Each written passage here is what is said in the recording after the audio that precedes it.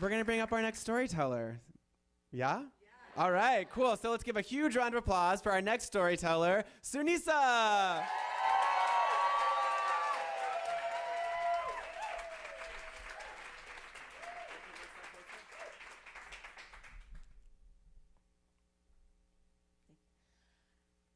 One piece of advice I got from my student teaching year was fake it until you make it. And I would say that that's great advice. It works. So one of the things about me that I try to leverage with my students is the fact that I'm also an immigrant and also an English language learner.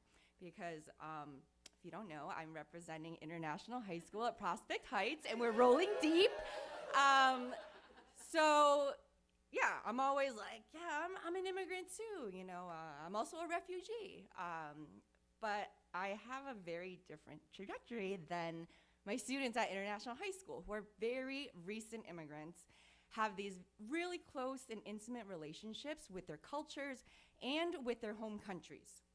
So, you know, at some point in my teaching career, it was discovered that I'd never been to the Motherland. So my kids, they would be like, what? Miss, no, you have to go, you have to go. And when another teacher from our school went before I did, I was like, I gotta go, because why is Mr. Miguel gonna go to my country and tell me about my country? You know?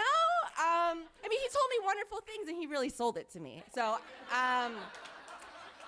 so I remember last year, it was the night of prom, and after the after party, I was up till like 4 in the morning, and I said, I am gonna buy my plane ticket. So I bought my plane ticket to Laos, which is if you don't know, it's a small, poor, communist, landlocked country in Asia, the jungle.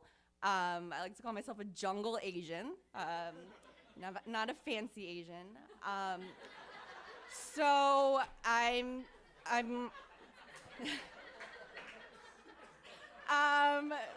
you know, so I'm like, you know, I would like to mention that I'm traveling by myself. And very much like Vincent's parents, my parents did not want me to go. They're like, we had to escape from this country. Why do you want to go back? And so they didn't really understand, but they were supportive. They're like, yeah, you go meet your family, your cousins, you know, these people that you're friends with on Facebook, go and meet them in real life. So I'm going, and as an English language teacher, I made a conscious effort to lower my affective filter. That's from Stephen Krashen's language learning model for my fellow linguists. And I said I was going to use whatever I had at my disposal. I was going to use Lao, the Lao that I hadn't used since I was like a teenager. I was going to use English. I was going to use my hands. I was going to use my face, whatever. I was going to communicate. Because this is something that we tell our students every day. Just express yourself. So my cousins picked me up from the airport, Ba, Bi, and Jun, and we're taking a cab into town, and they start speaking to me, and I was like, oh, this shit is real. Like, right now, I have to start speaking Lao.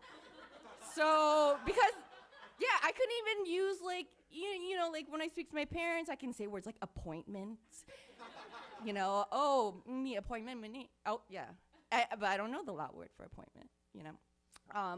So the next day, I wake up in my mom's home village, and it's rural. It's like, it's monsoon season, and the roads are muddy, and everything is really green, like banana leaves, and it's like so rural. It's the kind of place where like everybody goes to the market at like 5 in the morning. Like if you go to the market at 6 in the morning, you're not the opposite of an early worm. So I remember the first morning I woke up at 4 in the morning. I was awakened by the sound of rooster or chicken, whatever the animal that wakes you up really early. I don't even know. I never grew up around chickens.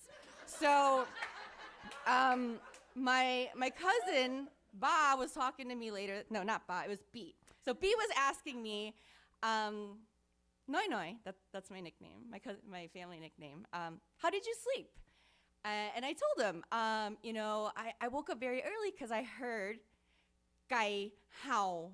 And as soon as I said that, I was like, that was wrong. But I was just hoping it was just one of those things that you say and it just like evaporates into air.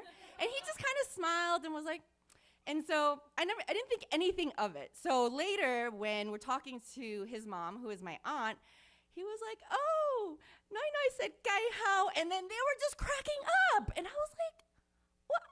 Why would you do that to me, Pete, you know?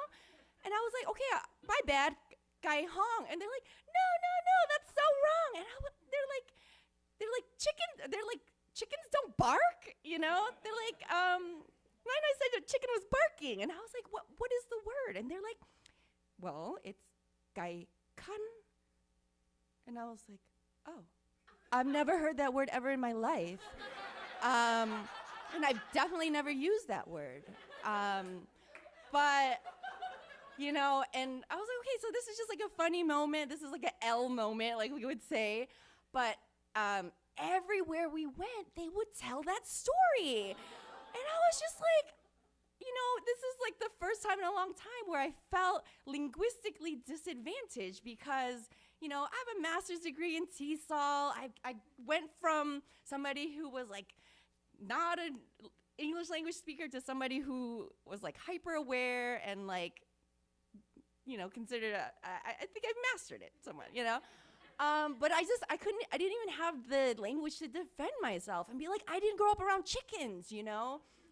So it was a very humbling moment to just like be the butt of the joke all the time. So I'm back in the classroom last fall with my new 11th graders. And I hang up these really beautiful pictures that I took in traditional Lao clothing before I left. And so my kids are coming in and they see the pictures and they ask me things like, oh, you know, miss, like those pictures are so beautiful, or, you know, are you from China?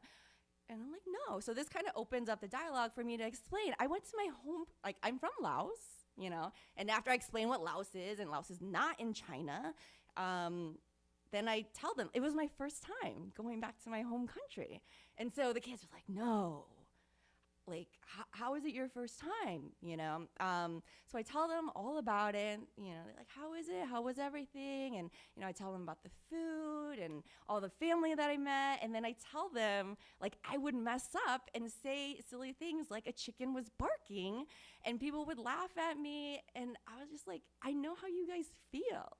You know, like our kids are, I mean, they're so brave and they try so hard. And they really go through like what we call mental exhaustion because they're just in this environment where they're hearing this language that's not their native language all day long. And like we have a joke at our school, like our kids say English loading. So I guess the chicken barking was my moment where my own language of Lao was loading. Thank you.